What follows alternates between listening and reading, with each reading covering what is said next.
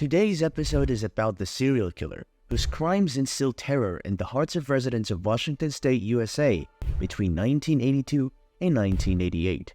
He was responsible for the murders of at least 49 women, with expectations that his victims numbered up to 71 women. If true, he may be one of the most prolific and brutal killers in American history.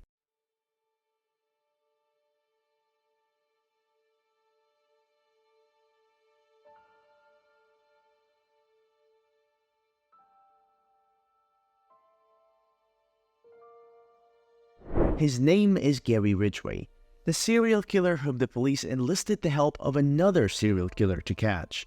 Together, we will explore the dark aspects of Gary's personality and the psychological transformations that led him to develop a killer identity.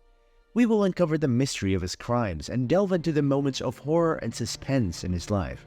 He is a killer whose name is engraved in the dark annals of American crime. Gary Ridgway, the serial killer, was different from many other killers known in America. He boasted about his ability to strangle his victims and then engage in necrophilia, rather than seeking new victims to rape and kill.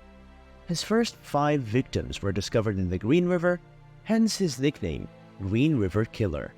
He was born in February 1949 in Utah and was the middle child. His childhood and upbringing seemed normal, but from a very early age, he had a sexual attraction to his dominant mother.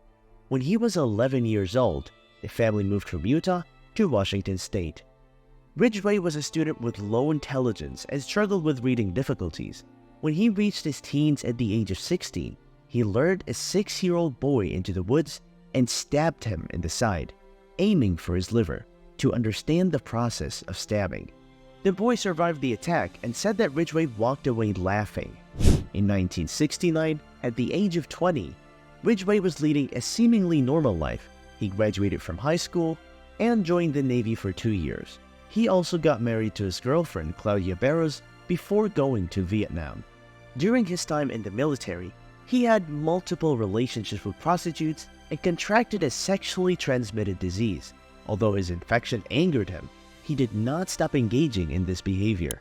While in Vietnam, his wife had an affair, and their marriage ended. After returning from Vietnam, he left the Navy and soon found a job at a factory where he worked for about 3 decades. He got married for the second time in 1973 to Marcia Winslow, and they had their only son, Matthew, in 1975, who was currently serving in the Marines. During this period, Ridgway became a religious zealot, reading the Bible aloud at work and at home. Despite his religious fervor, he wanted to have sex with his wife in public and inappropriate places. He insisted on having sex multiple times a day and continued his illicit relationships with prostitutes throughout his second marriage, which ended after 7 years.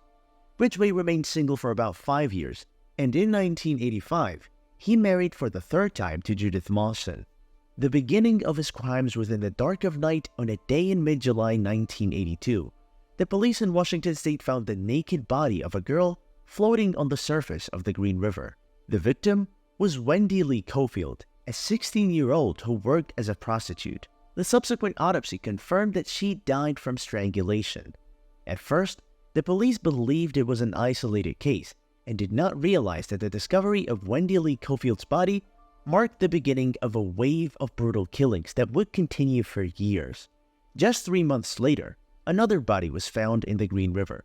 This time, it was a girl named Deborah Bonner, also a prostitute, and she was strangled in the same way as the first victim. It became clear to the police that there was a single perpetrator. The investigations revealed that both victims frequented a street called SeaTac, known for attracting prostitutes and pleasure seekers. The killer might have been one of the clients who visited that street. One day, an American citizen named Robert went on a fishing trip to the Green River, hoping to catch some fish to bring home. As he looked at the water, he noticed what he initially thought was a doll, the naked body of a black woman. But within seconds, he realized it was a real person, and shortly after, he discovered another body floating on the water's surface. He hurried to the riverbank and immediately informed the police about what he had witnessed. The police retrieved the bodies from the Green River and determined that they were young girls between the age of 16 and 18. Detective David Boat began searching the river in a boat, looking for more victims. He soon found the body of a 16-year-old girl in the midst of the weeds. Her death had occurred less than 24 hours prior, and like the previous victims, she was also a prostitute. Fear spread among the residents of American cities, and the police were unable to solve the puzzle of the heinous crimes committed by a cunning and elusive killer. In 1982, the police held a press conference to warn people about the existence of a dangerous serial killer who was hunting and killing his victims. The police discovered some leads. All the victims were prostitutes working on SeaTac Street. The police became convinced that the killer roamed the street to find new victims. A team of detectives was formed to search for the Green River Killer, and the public was urged to provide any information that could lead to his capture. The police grew frustrated with their inability to solve the case, especially when they discovered 2 more bodies of murdered girls in a forest not far from the Green River. Subsequently, they uncovered 7 bodies of prostitutes in rural areas, bringing the total number of victims to 15. The police raided brothels and arrested clients seeking pleasure in a desperate attempt to apprehend the perpetrator, who always seemed to evade capture. During the interrogation of the night girls, a girl came to the police and reported a suspicious client named Gary Ridgway. She described his behavior as strange, which prompted the police to summon him. It was revealed that he was married twice and had a son. The police subjected him to a lie detector test, which he passed, and he denied any involvement in the incident. This led to his release due to a lack of evidence against him. Up to that moment, the police did not know that he was the killer they were searching for. The investigative team responsible for the murder cases created a list of suspects, which included Ridgway as a potential suspect. In the early 1980s, DNA and advanced computer systems did not exist, so the task force had to rely on old-fashioned police work to gather evidence and determine the killer's identity. In October 1983, the notorious serial killer Ted Bundy, who was sitting in his cell awaiting execution, offered to assist the task force in finding the killer. He provided them with insights into the mind of a serial killer. Ted Bundy was able to analyze that the killer the police were searching for felt no remorse towards his victims, but rather took pride in his crimes. This was a common trait shared by both killers. Bundy speculated that the killer might return to the crime scenes to revisit his victims and perhaps engage in necrophilia. Indeed, the investigators decided to set a trap based on this idea. They left one of the victims' graves open, and the killer returned to visit his victim. The police were able to collect the necessary samples to gather evidence about the killer's identity. While the police were trying to reach the killer, in 1985, a mass grave containing 15 bodies of girls was discovered, bringing the total number of bodies found by the police to 30 victims. The leadership of the task force changed in 1987, as did the approach to the investigation.